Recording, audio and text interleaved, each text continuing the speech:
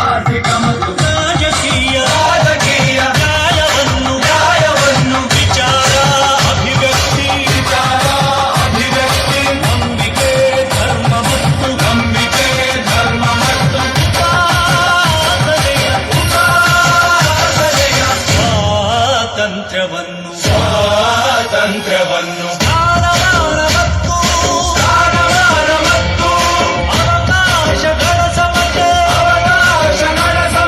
ದೊರೆಯುವಂತೆ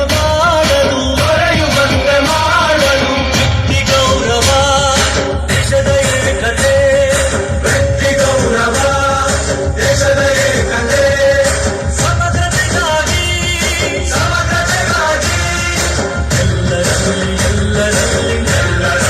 ಎಲ್ಲರಲ್ಲಿ ಭ್ರಾತೃತ್ವ ಭಾವವನ್ನು ಮೂಡಿಸುವುದಕ್ಕಾಗಿ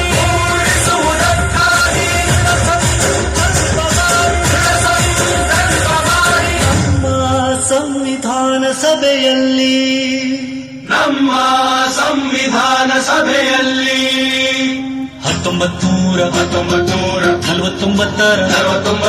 ನವೆಂಬರ್ ತಿಂಗಳ 26ನೇ ದಿನ ಈ ಸಂವಿಧಾನವನ್ನು ನಮಗೆ ನಾವೇ ಅರ್ಪಿಸಿಕೊಂಡು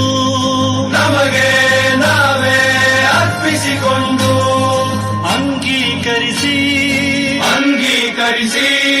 ಶಾಸನವಾಗಿ